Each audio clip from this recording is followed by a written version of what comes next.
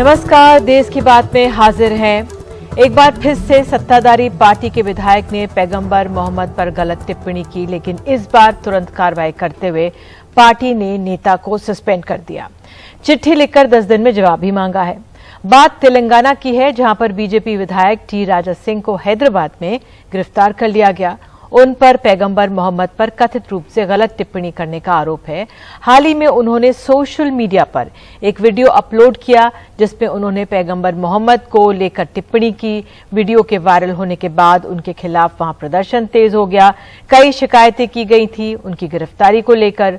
राजा के खिलाफ पुलिस ने कई धाराओं में मामला दर्ज किया, तो इस बार बीजेपी ने विधायक को पार्टी से सस्पेंड कर दिया है।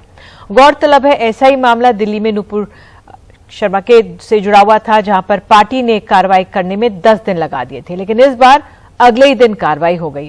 गौरतलब है कि तेलंगाना में अगले साल चुनाव भी होने वाले हैं, लेकिन इस तरह की जो टिप्पणियां आती हैं, इस पर बात करने के लिए हमारे साथ मौलाना खालिद रशीद फिरंगी महली जी मौजूद हैं, मुस्लिम धर्मगुरु। बहुत बहुत धन्यवाद मौलाना जी जुड़ने के लिए, समय निकालने के लिए।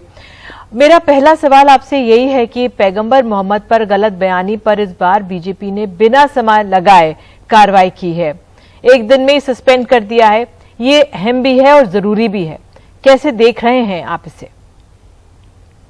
देखिए, बहुत अफसोस की बात है कि अपने मुल्क में जहां मुख्तलिफ मज़ाहिब के लोग, मानने वाले लोग रहते हैं, और हमेशा अपने तज़ीम-ओ-शान मुल्क में हर शहरी ने हर मजहब और हर मजहबी शख्सियत, तमाम पैगम्बरों की इज्जत सब लोग करते आ रहे हैं, उस शहर में कुछ पॉलिटिशियन बीच बीच में पैगम्बर इस्लाम सल्लल्लाहु अलैहि वसल्लम के खिलाफ ऐसी गलत बातें और ऐसी बेहुदा बातें करके लाखों नहीं बल्कि पूरी दुनिया के करोड़ों मुसलमानों का और इंसानों का दिल दुखाते हैं। ये एक तरीके का एक ट्रेंड बन गया है, और आप देखेंगे ऐसी नाजेबा और गलत बातें पॉलिटिशियंस की ही तरफ से आती हैं, और कोई भी, जितनी भी मजहबी शख्सियत हैं, जितनी भी रिलीजियस पर्सनैलिटीज हैं, उनकी तरफ से कभी भी किसी मजहब या किसी पैगंबर या किसी नबी के खिलाफ या किसी भी मजहबी पर्सनैलिटी के खिलाफ कभी भी कोई गलत बात नहीं कही जाती है। तो जाहिर बात है, जितने भी मज़ाहिब हैं सब एक दूसरे के, और मजहब के मानने वाले एक दूसरे की इज्जत और एहतराम करते हैं, और यही, इसी पर हम सबको अमल करना चाहिए। लेकिन जो एक ये ट्रेंड शुरू हो गया है कि बीच बीच में लोग कहीं ना कहीं पैगंबर इस्लाम सल्लल्लाहु अलैहि वसल्लम की शान में गुस्ताखी करते हैं, ये सिलसिला रुकना चाहिए। जब तक ऐसे लोगों के खिलाफ सख्त कानूनी कार्रवाई को यकीनी नहीं बनाया जाएगा, तब तक हम समझते हैं कि इस तरीके की हरकतें खुदा न खास्ता होती रही। जी, एआईएम के नेता हैं असदुद्दीन ओवैसी, उनका कहना है कि विधायक द्वारा मुसलमानों को प्रवोक या उकसाने की कोशिश है, ये बीजेपी की आधिकारिक नीति है। आप इस बयान को कैसे देख रहे हैं? देखिए, बीजेपी ने जितनी भी मीडिया के जरिए से बातें आई हैं कि उसको, उन एमएलए को सस्पेंड कर दिया है और उनको शो कॉज नोटिस भी इशू की है, लेकिन उसी के साथ साथ मीडिया ही के जरिए से मालूमात हासिल हुई है कि उनको अरेस्ट भी किया गया है। तो लिहाजा मुल्क के कानून के तहत उनके खिलाफ सख्त कानूनी कार्रवाई होनी चाहिए, और हम में से किसी को भी, किसी भी इंसान को ये कतई तौर पर हक हासिल नहीं है, फ्रीडम ऑफ स्पीच की बुनियाद पर भी, कि हम या आप या कोई भी शख्स किसी भी मजहब के खिलाफ या किसी भी मजहबी शख्सियत के खिलाफ कोई भी बात कहे। सबको ये बात अपने जहन में बैठानी होगी कि हमारे या आपके या किसी के भी माँ बाप के खिलाफ कोई बात कहे तो हम और आप उसको अच्छा नहीं मानते। ना चाहते ये कि एक मुसलमान के ईमान का ये हिस्सा है कि हम लोग पैगंबर इस्लाम को अपने माँ बाप से ज्यादा प्यार और मोहब्बत करते हैं। लिहाजा सबसे यही गुजारिश है कि कोई भी ऐसी बात ना कहें जिससे किसी के भी दिल को ठेस पहुंचे। जी, मैं उसी पर एक सवाल पूछने वाली थी आपसे, क्योंकि महाराष्ट्र के एक नेता है राज ठाकरे, उन्होंने कहा है कि ओवैसी बंधु जो हैं वो देवी देवताओं पर गलत बयानी करते हैं, तो इस पर क्या कहेंगे आप? देखिए, जहां तक मजहब इस्लाम का ताल्लुक है, एक मुसलमान जाहिर बात है मजहब को मानता है, इसीलिए उसको मुसलमान कहा जाता है। जो हिंदुज्म को मानता है उसको हिंदू कहा जाता है। तो लिहाजा हमारे यहाँ मजहब में, कुरान में अल्लाह ने बहुत साफ बात ये कह दी कि तुम्हारा मजहब तुम्हारे लिए है, हमारा मजहब हमारे लिए है। इसका मतलब ही यही है कि मजहब इस्लाम में इस बात का हुक्म दिया गया है कि तुम किसी भी मजहब के खिलाफ ना कोई बात कहो, ना किसी मजहबी शख्सियत के खिलाफ कोई बात कहो, ना किसी के मजहबी बिलीफ के खिलाफ कोई बात कहो, और ना किसी भी रिलीजियस प्लेस को कोई नुकसान पहुंचाओ। लिहाजा अब पॉलिटिशियंस अपने पॉलिटिकल गेम्स के लिए, अपने पॉलिटिकल फायदे के लिए क्या कहते हैं, इसका जवाब तो वही देंगे। लेकिन जहां तक मजहबी नुक्ते नजर का सवाल है, तो हमारे यहाँ कतई तौर पर यह कहा गया है कि तुम किसी भी मजहब के खिलाफ कुछ ना कहो जिससे कि दूसरा भी तुम्हारे मजहब के खिलाफ कोई बात ना कहे। बिल्कुल बिल्कुल दुरुस्त। मौलाना जी, मैं आपसे ये भी पूछना चाह रही थी, नुपुर शर्मा का मामला बहुत चर्चा में आया था और इस मामले में जाकिर नाइक के भाषणों का भी जिक्र किया गया था, आप कैसे समझाएंगे इसे?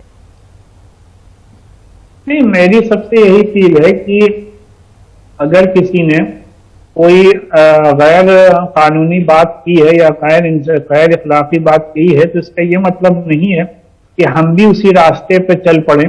तो हम में और उनमें फर्क क्या रह जाएगा? बात यह है कि हम जिस मुल्क में रहते हैं, हमें लॉ ऑफ द लैंड को भी हर हाल में फॉलो करना है। तो अगर किसी ने कोई पैगंबर साहब के खिलाफ या मजहब के खिलाफ कोई बात कही है, तो उसके लिए कानूनी रास्ता मौजूद है, उसी कानूनी रास्ते को अपनाना होगा। FIR ऑलरेडी दर्ज कराई गई थी, उस पर कानूनी कार्रवाई होनी चाहिए और इस बात को पूरी तरीके से लीगली ही फाइट करना है। सड़कों पर हरगिज इसको लेकर के नहीं आना है और ना कोई ऐसे नारेबाजी करनी है जिससे कि किसी भी दूसरे मजहबी फिरके की कोई दिलाजारी हो या उसको ठेस पहुंचे, या नारों में भी कोई बात ऐसी नहीं कहनी है जो एक आध बात सामने आई कि जिससे जो कि गैर कानूनी हो।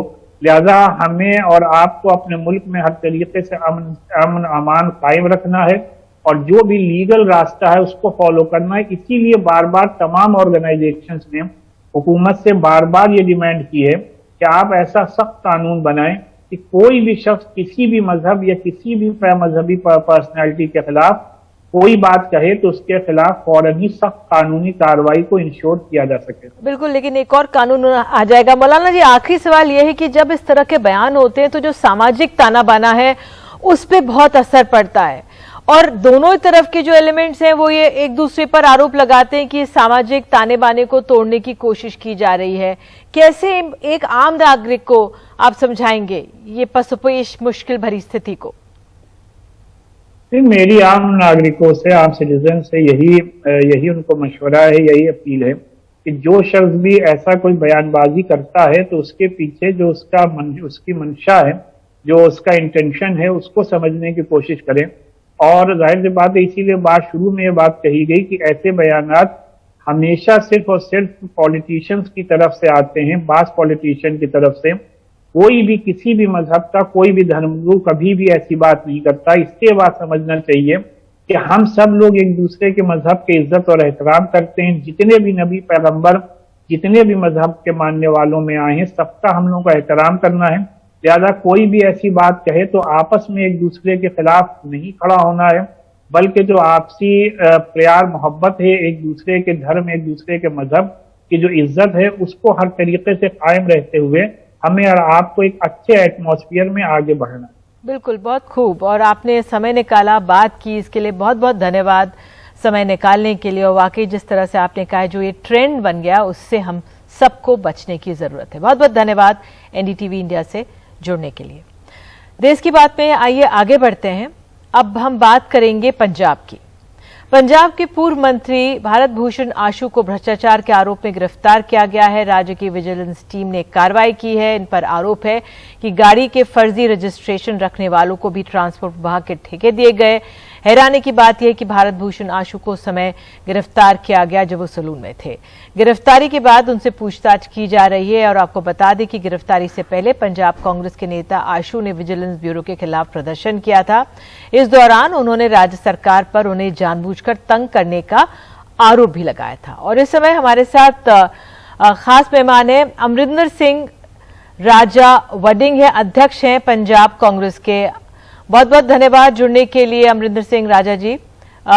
मेरा पहला सवाल आपसे यही है थैंक यू कि निधि जी, थैंक यू। भ्रष्टाचार के मामले में 3 कांग्रेस के मंत्री हैं जो अरेस्ट हुए हैं इसके साथ, साधु सिंह, धर्मसूत पहले और संगत सिंह गिलजिया। किस तरह से आप समझाएंगे क्या हो रहा है वहां पर?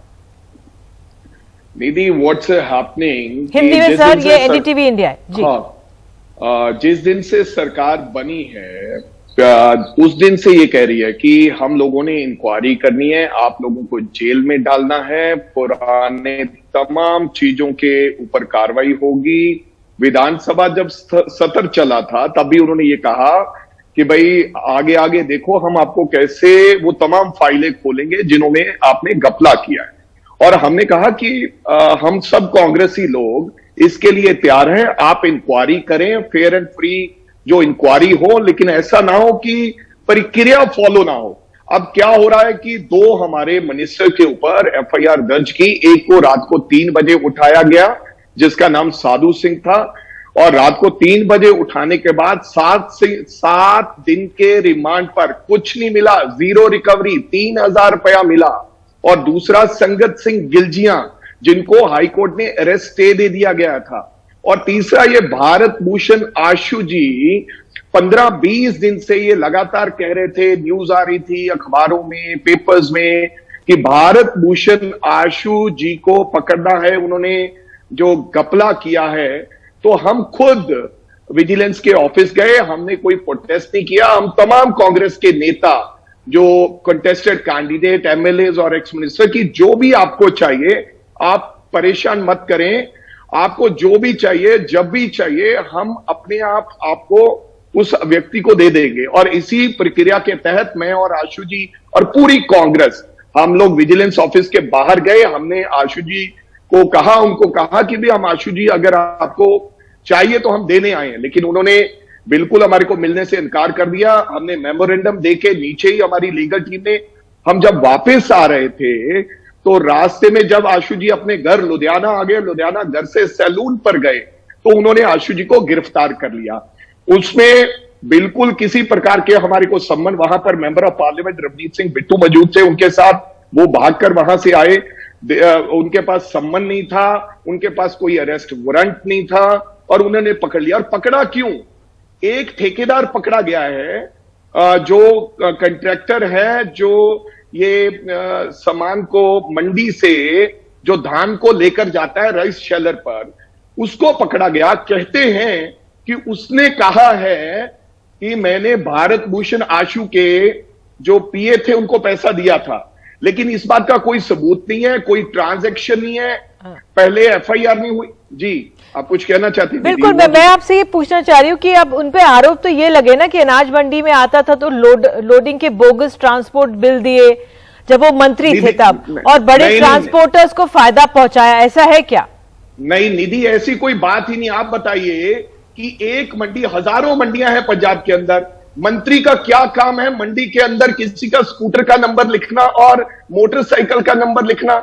ये मंत्री तक काम ही नहीं है। ये नीचे पूरी प्रक्रिया है, इंस्पेक्टर है, डीएम है, डीएफएससी है, फिर डिप्टी डायरेक्टर है, फिर डायरेक्टर है, फिर आईएएस ऑफिसर्स है, सीधा मंडी से ठेकेदार के नाम पर ऊपर तक। ठीक है, आपने टेंडर की पूरी प्रक्रिया है, उसमें मंत्री का कोई लेना देना नहीं है। ठीक है, आपकी बात है, शामिल ही नहीं होता नीचे एक। ठीक है, मुझे आपसे एक दो और सवाल पूछने। ये बताया जा रहा है आशु वर्किंग प्रेसिडेंट भी हैं कांग्रेस के थे वहां पे, तो संगठन पर इसका असर पड़ेगा? क्या रणनीति है आप लोगों की? बिल्कुल कांग्रेस के प्रेसिडेंट है। देखो, दिल्ली में अगर इनको पकड़ा जाता है, सीबीआई आती है, व्हाट सीबीआई इज डूइंग। मैं सीबीआई को ये नहीं कह रहा कि सीबीआई ठीक कर रही है, लेकिन सीबीआई ने फर्स्ट इंफॉर्मेशन रिपोर्ट एफआईआर दर्ज की, फिर सर्च किया, फिर अब सम्मन करेंगे। हमारे को ना इन्होंने सम्मन किया, ना हमें बुलाया, ना हमें पूछताछ की। किसी एक व्यक्ति के कहने पर एफआईआर बोल दिया कि आशु को पकड़ लिया। मैंने इनको कहा, कल को मैं कहूंगा कि फिलहाल व्यक्ति ने मेरे से पैसे लिए, क्या आप एफआईआर लॉन्च करेंगे? आप तथ्यों में जाइए, प्रक्रिया का फॉलो करें, हम तैयार हैं। जो आपने कहा हमारे वर्किंग प्रेसिडेंट है, पहले भी ये जानबूझकर आम आदमी पार्टी को लगता है कि एक केवल कांग्रेस पार्टी है जो हमें लड़ाई दे रही है। इनको लगता है कि हमारा ठीक है। बदल कांग्रेस होगा। ठीक है, मेरा आखिरी सवाल है, पॉलिटिक्स कर रहे हैं। मेरा अमरिंदर जी आखिरी सवाल आपसे है। मेरे सहयोगी से मैं बात कर रही थी, मोहम्मद गजाली से, वो कह रहे हैं कि आम आदमी कह रही है कि भ्रष्टाचार पे वो कदम उठाएगी। चरणजीत सिंह चन्नी बाहर है, वापस नहीं आ रहे, किसी भी पार्टी की एक्टिविटी में वो शिरकत नहीं कर रहे, आप तक का नाम लिया जा रहा है कि उस पर कार्रवाई हो सकती। तो आप जरा बताइए, बड़ी पसोपेश की स्थिति है कांग्रेस के लिए इस समय वहां पर। देखो चन्नी जी का वापस आना, उनका कोई आंखों का ऑपरेशन हुआ है, इसलिए चन्नी जी वापस नहीं आ जाते आ रहे। किसी प्रकार का कोई घपला हुआ ही नहीं। हम इसलिए तो कहते हैं कि हम तो तैयार हैं, हम जब आप बुलाएंगे, नहीं तो भागे। एक व्यक्ति अपनी एंटीसिपेटरी बेल ले सकता है, वो उसका हक है, लेकिन हम कह रहे हैं कि हम बेल नहीं करवाएंगे। हम जब विजिलेंस हमारे को बुलाएगी, हम जाने के लिए तैयार हैं। आप करिए कार्रवाई, जिसको आप किसी प्रकार की जो इंक्वायरी है, किसी इंक्वायरी से हम डरते नहीं है। तथ्य सामने आ जाएंगे, जब कोर्ट में जाएंगे, जब तथ्य सामने आ जाएंगे। बिल्कुल, आप हमारे साथ जुड़े, अपने तथ्य सामने रखें। आपका ये भी कहना है कि समन तक आप लोगों को नहीं दिया गया। जी निधि, बिल्कुल। एक लास्ट बात कह रहा हूं, आज जो ठेकेदार को पकड़ा था, उसका 6 दिन के रिमांड के बाद आज कोर्ट में पेश किया गया। उस ठेकेदार ने यह कहा, जज के सामने कहा कि मैं आशु जी को कभी मिला नहीं, मेरे से डायरी लिखवाई जा रही है, धक्के से लिखवाया जा रहा है। चलिए, आपने जज के सामने ठेकेदार ने खुद कबूल किया। बिल्कुल, आपने अपनी बात कही। बहुत बहुत धन्यवाद जुड़ने के लिए, क्योंकि मेरी डायरेक्टर मुझे कह रही है समय नहीं है। बहुत बहुत धन्यवाद जुड़ने के लिए। आप कांग्रेस के सवाल है पंजाब में। बहरहाल अब हम रुख करेंगे देश की बात में उत्तर प्रदेश का।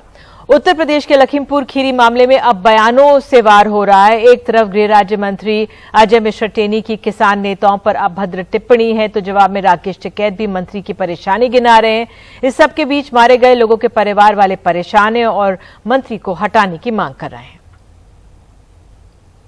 अब सड़क पर कई बार होता कि कुत्ते भौंका करते हैं, सड़क के नीचे भौंकते, कई बार कुत्ते गाड़ी के पीछे दौड़ने लगते हैं। तो अब वो उनका स्वभाव होता है। अपने समर्थकों के सामने देश के गृह राज्य मंत्री अजय मिश्रा टेनी ने किसानों का मजाक उड़ाया और उनकी तुलना कुत्तों से कर दी।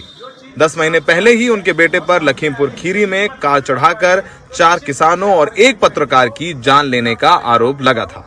अब लखनऊ जा रहे हैं, हम गाड़ी से बैठ के जा रहे हैं, भाई तेज रफ्तार से गाड़ी जा रही है, हम गच्ची की तरफ बढ़ रहे हैं। अब सड़क पर कई बार होता कि कुत्ते भौंका करते हैं, सड़क के नीचे भौंकते, कई बार कुत्ते गाड़ी के पीछे दौड़ने लगते हैं। तो अब वो उनका स्वभाव होता है, वो उसके लिए मैं कुछ नहीं कहूँगा, जिसका जो स्वभाव होता है। मंत्री ने खुद को अजय बताया और किसान नेता राकेश टिकैत पर जमकर हमले किए, जिन्होंने उनको हटाने की मांग को लेकर पिछले हफ्ते 72 घंटों के किसान आंदोलन की अगुवाई की थी। चाहे जितने राकेश टिकैत जितने हमें, क्योंकि मैं राकेश टिकैत को बहुत अच्छी तरह से जानता हूँ। 2 कौड़ी का आदमी है, 2 बार लड़ा, 2 बार जमानत जब्त हो गई। ये टिप्पणी ऐसे वक्त आई है जब किसान टिकैत के नेतृत्व में एक बार फिर दिल्ली में जमा होने की कोशिश कर रहे हैं। टिकैत ने पलटवार किया और कहा कि मंत्री गुस्से में हैं क्योंकि उनका बेटा जेल में है। इन्हीं बयानबाजियों से वहां पे 8 लोग मारे गए। तो इस तरह के लोग कैबिनेट में रहेंगे तो उसका क्या असर जाएगा। और अब तो देश में उपराष्ट्रपति भी किसान के नाम पर बने हैं, तो इनको जवाब देना चाहिए। देश के प्रधानमंत्री जी को जवाब देना चाहिए कि क्या इस तरह के कैबिनेट में लोग की जरूरत है। मंत्री पुत्र के काफिले से जिन लोगों की मौत हुई, उनके रिश्तेदारों ने भी मंत्री के बयान की निंदा की है। इनके जो बोल है वो तो सुधर नहीं सकते हैं, इसलिए आप इनको बर्खास्त कर दीजिए, हो सकता है तभी इनका कुछ घमंड कम हो जाए। तो कहावत यहाँ पर बिल्कुल चरितार्थ हो रही है कि रस्सी जल गई ऐठन नहीं गई। इसका जो स्वभाव होता है उसके अनुरूप वो व्यवहार करता है, लेकिन बीजेपी उनका बचाव कर रही है। हमको लगता है कि उन्होंने कोई ऐसा कोई गलत बयान नहीं दिया। आप अगर यहाँ पे आके यहाँ के लोगों के लिए अपशब्द बोलोगे, यहाँ के लोगों के लिए अभद्र टिप्पणी करोगे, तो स्वाभाविक सी बात है ऐसे कई सारे बयान अभी और आने वाले हैं। फिलहाल ऐसा नहीं लग रहा है कि बीजेपी अजय मिश्रा टेनी के खिलाफ कोई एक्शन लेगी या उन्हें अपना पद छोड़ने को कहेगी। पहले भी पार्टी ने अपने इस विवादित मंत्री का पूरी तरह समर्थन किया है। मैंने कार्यकर्ताओं से यही कहा कि वो जवाब ये चाह रहे थे, तो मैंने ये कहा देखो राकेश टिकैत जी इस स्तर के व्यक्ति नहीं है जिनके विषय में ये कहा जाए कि उन्होंने जैसे बताया कि शायद आप लोगों को जानकारी होगी, शायद बताया कि लखीमपुर के लोगों का नस्ल ठीक नहीं, गुंडा, ये ऐसे शब्दों का प्रयोग शायद उन्होंने किया था। तो मैंने कहा कि भाई उनके जवाब देने को मैं उचित नहीं समझता, क्योंकि मेरे स्तर की वो बात नहीं है। दिन भर आलोचना के बाद अजय मिश्रा टेनी के तेवर थोड़े नर्म पड़े। उन्होंने मीडिया से कहा कि राकेश टिकैत का उन्होंने कोई वीडियो देखा था, इस पर उन्होंने वो रिएक्शन दिया।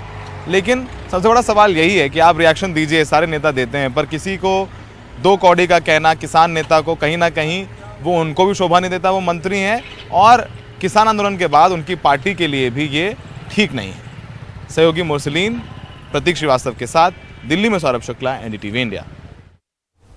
और देश की बात में आगे बताएंगे, दिल्ली की आबकारी नीति पर क्या कदम उठाए हैं गृह मंत्रालय ने।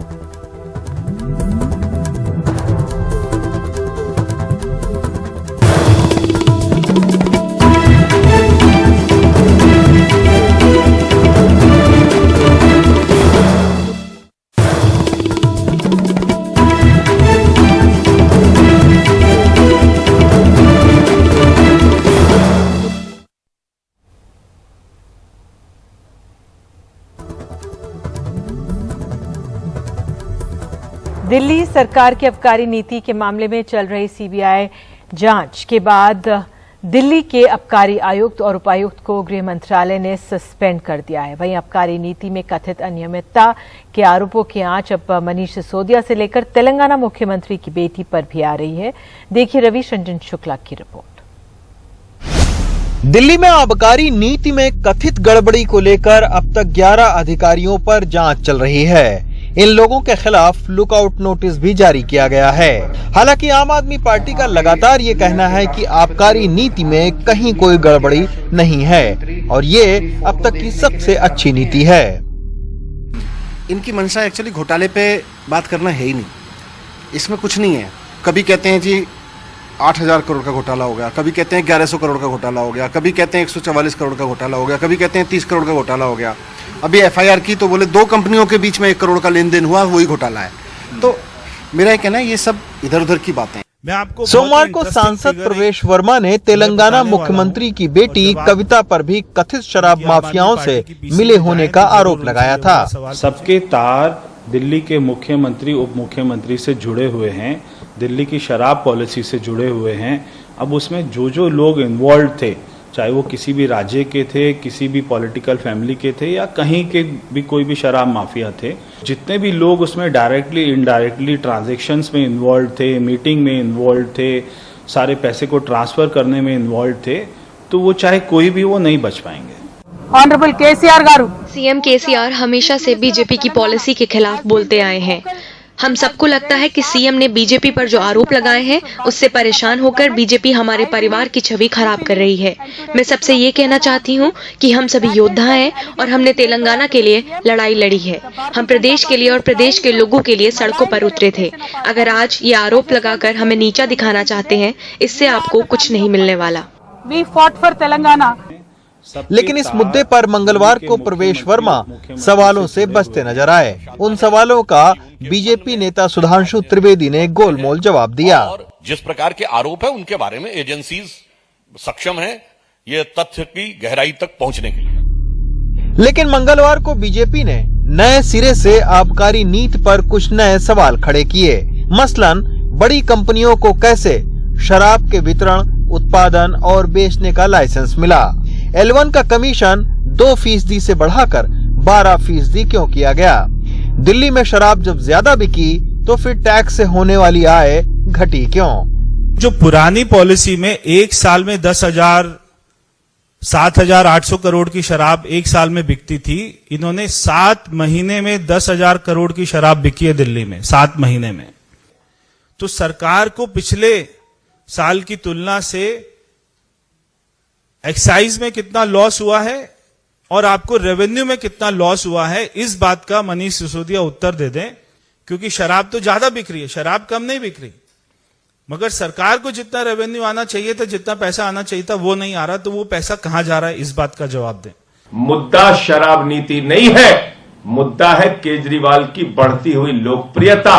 कैसे 3 बार दिल्ली जीत गए, कैसे पंजाब में प्रचंड बहुमत आ गया, कैसे गुजरात में लोकप्रियता बढ़ रही है, कैसे पूरे देश में भारत को दुनिया का नंबर 1 देश बनाने का मिशन सफलतापूर्वक चल रहा है।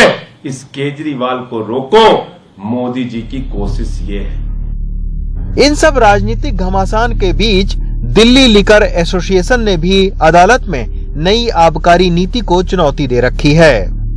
खैर, सरकार इस नीति को सबसे बेहतर और विपक्ष इसे अब तक की सबसे खराब नीति बता रहा है। खुद दिल्ली सरकार के चीफ सेक्रेटरी ने अपनी रिपोर्ट में लिखा है कि नई आबकारी नीति में टेंडर और रिजर्व एनुअल फीस में जो संशोधन किए गए उसकी मंजूरी ना तो कैबिनेट से ली गई और ना ही उपराज्यपाल कार्यालय से। इसी के चलते लग ये रहा है कि ये मामला अब राजनीतिक आरोप प्रत्यारोप से आगे बढ़कर नीतिगत खामियों की ओर भी इशारा कर रहा है। दिल्ली से रवीश रंजन शुक्ला, एनडीटीवी इंडिया। और अब बात बिहार की। बिहार के मुख्यमंत्री नीतीश कुमार के क्षेत्र नालंदा में ही स्वास्थ्य सेवाओं का बुरा हाल है। मंगलवार को सुबह नदी में एक युवक का शव मिलने के बाद सनसनी फैल गई। पुलिस ने शव को पोस्टमार्टम के लिए बिहार शरीफ के सदर अस्पताल भेज दिया। शव को निजी वाहन से लाया गया, लेकिन पोस्टमार्टम कक्ष से 200 मीटर पहले ही गाड़ी को रोक दिया गया। मां से मृतक के भाई और बहनोई अपने हाथों पर शव को उठाकर पोस्टमार्टम रूम तक लाए। उनकी मदद के लिए भी कोई आगे नहीं आया।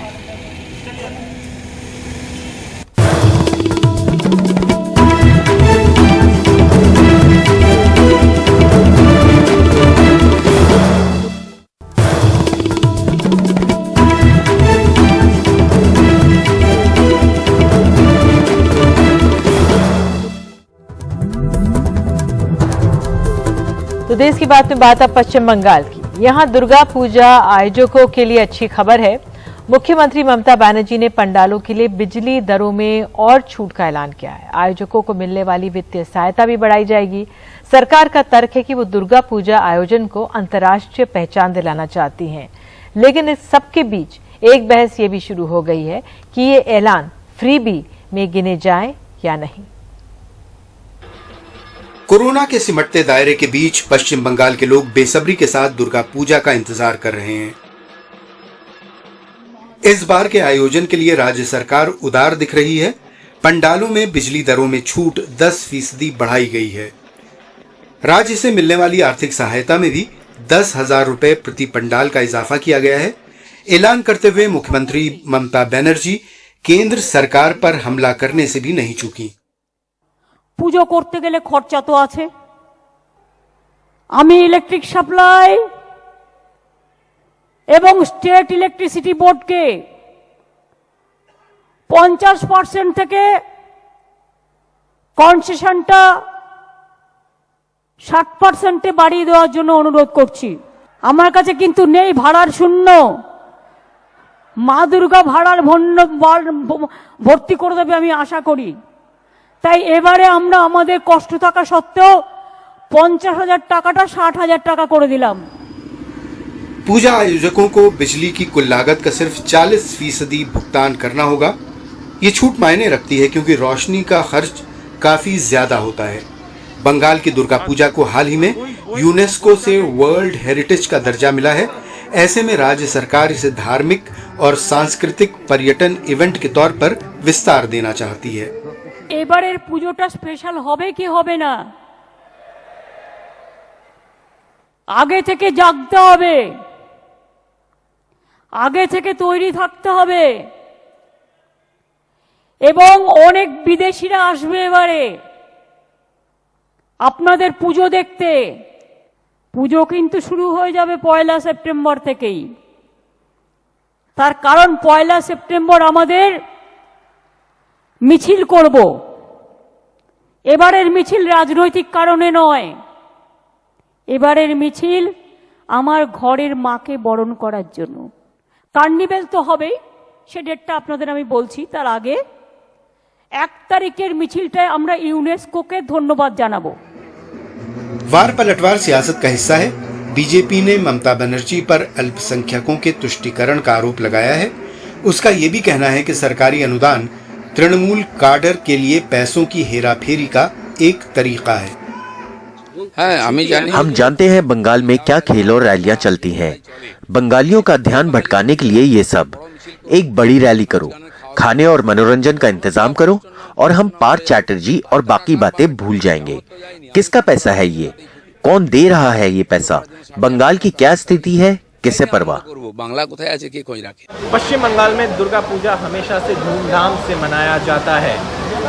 इस बार यूनेस्को का हेरिटेज टैग मिलने के बाद पश्चिम बंगाल का सरकार चाहते हैं कि ये एक अंतर्राष्ट्रीय उत्सव बन जाए और इसीलिए जो पूजा ऑर्गेनाइजर है उनको इलेक्ट्रिसिटी बिल पर डिस्काउंट और फाइनेंशियल मदद किया जा रहा है, जिसको इस बार बढ़ाया गया है। लेकिन जो प्रीवीज का डिबेट चल रहा है उसको नजर रखते हुए ये इशू भी एक राजनीतिक इशू बन सकता है। कैमरा पर्सन जीडी शंकर के साथ कोलकाता से सौरभ गुप्ता, एनडीटीवी इंडिया। और देश की बात में बात अब कांग्रेस की करते हैं। 2019 में चुनावी हार के बाद पार्टी अध्यक्ष पद से इस्तीफा देने के बाद राहुल गांधी फिर से ये जिम्मेदारी लेने को तैयार नहीं है। यहां तक कि वे नहीं चाहते हैं कि गांधी परिवार से कोई अध्यक्ष बने। इसलिए चर्चा कांग्रेस के किसी वरिष्ठ नेता को अध्यक्ष बनाए जाने की है। हालांकि राजस्थान के मुख्यमंत्री अशोक गहलोत की राय है कि राहुल गांधी ही अध्यक्ष बने। देखो, राहुल गांधी नहीं बनते अगर मान लीजिए तो इसमें देश में कांग्रेस जन निराशा आएगी, कई लोग घर बैठ जाएंगे और तकलीफ होगी हम लोगों को। उनको चाहिए कि वो आम कांग्रेस जन की भावनाओं को समझते हुए पूरे देश के अंदर उनको खुद को ये पद स्वीकार करना चाहिए।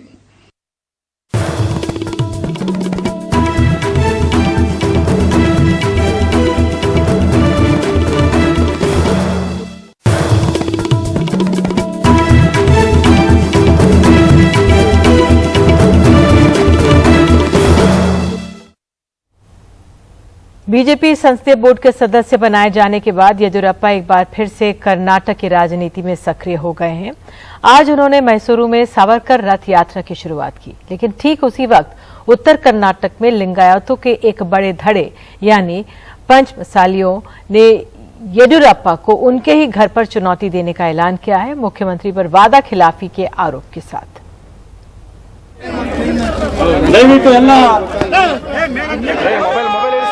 मैसूर के 4 विधानसभा क्षेत्रों में 30 किलोमीटर की दूरी तय करने वाली सावरकर रथ यात्रा झंडा कद्दावर लिंगायत नेता येदियुरप्पा ने दिखाकर रथ यात्रा की शुरुआत की, उस मैसूर से जो कांग्रेस नेता सिद्धरामैया का प्रभाव क्षेत्र है।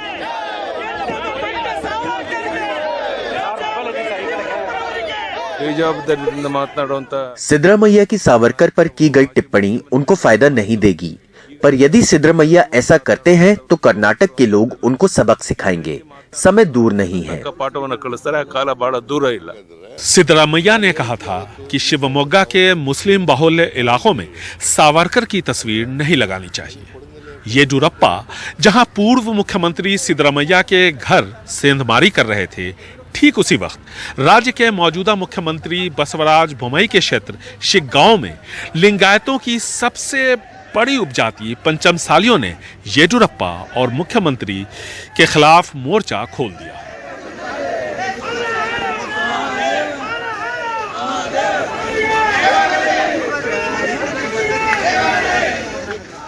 जाने माने लिंगायत संघ महामृत्युंजय स्वामी के साथ बीजेपी के वरिष्ठ विधायक और लिंगायत नेता बसवन गौर पाटिल यत्नाल भी थे।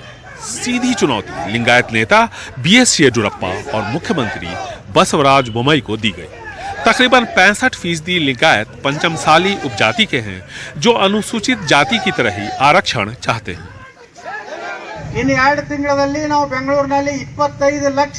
बेंगलुरु में 2 महीने तक धरना प्रदर्शन करके जिस तरह हमने अपने समाज के 2 लाख लोगों को अपने साथ जोड़ा था, उसी तरह से शिवमोगा में 25 लाख लोगों को हम लाएंगे, जो तय करेंगे कि आप लोगों में से कौन आगे मंत्री और विधायक रह पाएगा और कौन सत्ता भोगी है।